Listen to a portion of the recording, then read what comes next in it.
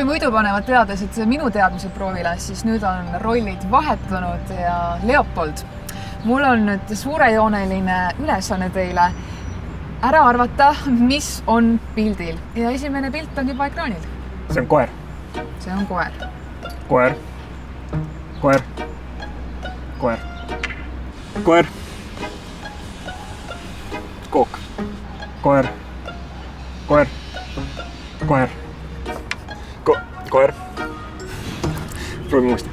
Koer. Koer. Koer. Need on rakud.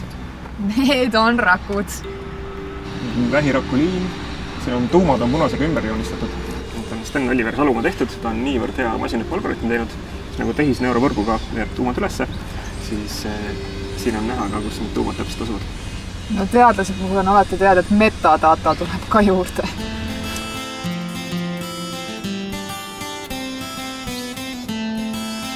Inimesel on tegelikult täiesti fenomenaalne äratamisvõime, et kuskil kümnete, võib-olla sadade millisekunditega näitab pilti, inimene teab, mis see on.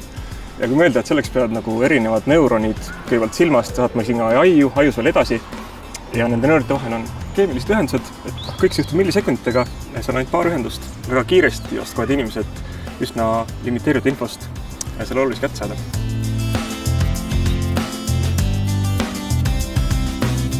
Kui näidata inimesele pilti Chihuahuast ja kreemikoogist, siis inimene saab sellest väga hästi aru, et need on kaks erinevat pilti. Aga kuidas see arvutile selgeks teha? Meie teeme arvutis mudeleid, mis on üsna sarnased inimese ajule. Nad on inspireeritud sellest, kuidas inimese aju töötab. Et nii nagu inimese silmaläätse taga on sensorrakud, mis saadavad signaali sügavama lajusse, sealt omakorda edasi, siis meil on arvutis mudel, mis nagu sensoritena kasutab tegelikult neid samaid digikaamera läätse taga asuvaid kaamera piksleid. Need pikslid me paneme matemaatilisse mudelisse, kus siis meil on samamoodi põhimõtteliselt neuronid, kus tuleb signaal sisse, me saadame seda edasi järgmistele neuronitele ja siis läbi paljude korduste õpetame neuronid välja selleks, et siis aru saada, mis vahet on kreemikoogil ja Chihuahual. Leopold kirjeldas praegu seda, mida andmeteaduses nimetatakse tehislikuks närvivõrguks. Tehislik närvivõrk loob seose sisendandmete ja tulemuse vahel. Meil on sisendandmed, näiteks rida koera pilte. Ja üks koogi pilt ka. Aga me tahame arvutit õpetada kooki koerast eristama.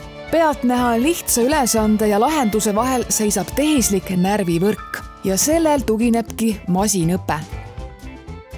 Miks on vaja õpetada arvutitele piltide eristamist? Teadus on sellest palju kasu, et paremini katseturmast aru saada, aga meile kõigile on sellest palju kasu, sest et piltides on hästi palju infot ja kui me oskame seda paremini ära kasutada, siis me saame mugavamalt elada.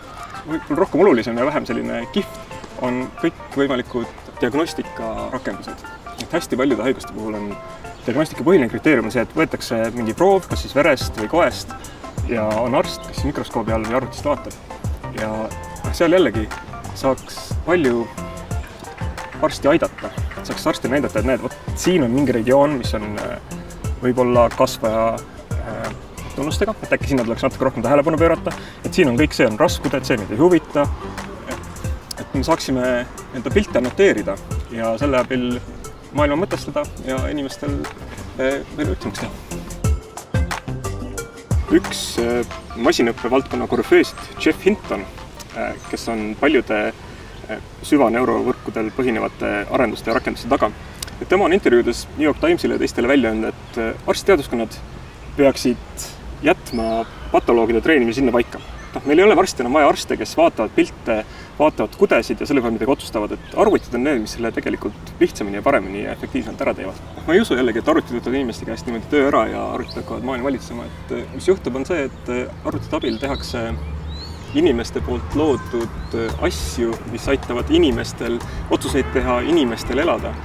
Ei ole nii, et patoloog või näiteks siis looteuurija, kellel on arvuti ja tarkvara, et seda looteuurit sinna enam vaja ei ole. Et pigem on see, et kellel on lootuuri, kellel on hea aparatuur, pluss veel lisaks toetav tarkvara, mis aitab leida üles südamekahina, patoloog, kes leiab üles arvuti abiga, kus on võib-olla vähikolded. Need inimesed saavad olema efektiivsemad ja paremad professionaalid kui need, kellel ei ole seda lisatoetavat võimekust kiiresti leida üles, kus on vähikolded, kiiresti leida üles südamekahina signaalid. Seega aitaks masinõpe teha arstil paremaid, kiiremaid ja täpsemaid otsuseid, kuid kindlasti ei hakkaks masin arsti asendama.